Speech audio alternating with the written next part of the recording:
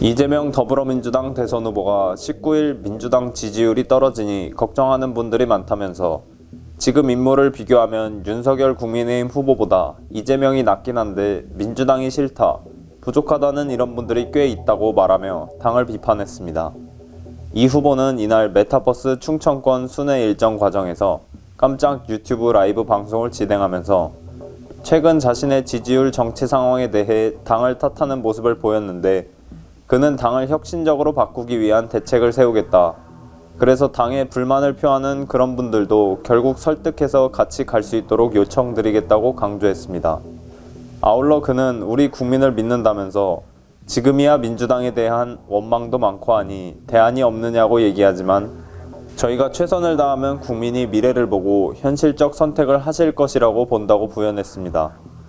특히 이 후보는 민주당 이래라는 댓글에 대해 민주당이 너무 안일하게 움직인다는 지적을 많이 받는데 공감한다면서 기민하게, 신속하게, 과감하게 할 일을 해줘야 하는데 너무 느리다.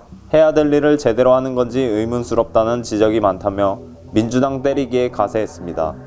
이어 그는 실력이 있느냐 없느냐, 약속을 지키느냐 안 지키느냐, 권력을 맡기면 국민을 위해 일을 할까, 아니면 개인의 이익을 챙기는 데 쓸까 하는 이런 판단을 하시지 않겠느냐고 말하면서 국민들은 실력 있고 검증됐고 철학과 가치가 뚜렷하고 국민과 나라를 위해 열심히 살아왔던 사람을 선택할 것으로 본다고 말하기도 했습니다.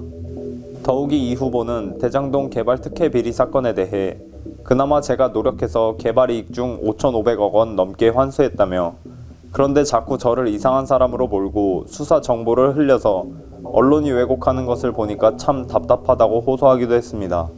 그러면서 그는 언론들의 일탈, 가짜뉴스 조작, 왜곡 보도 때문에 피해가 크다면서 반드시 개혁해서 진실을 보도하게 만들어야 된다고 주장하기도 했습니다.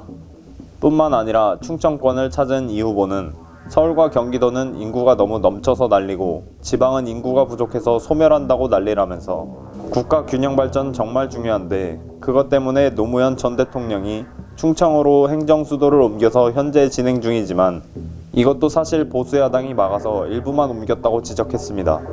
그러면서 그는 지방이 일자리도 없고 교육 수준도 부족하고 문화시설이나 생활 여건도 수도권보다 못해 너무 어렵다며 대통령이 되면 수도권에 210여 곳 남아있는 공기업과 공공기관들을 다 지방으로 옮기려고 한다고 밝히기도 했습니다.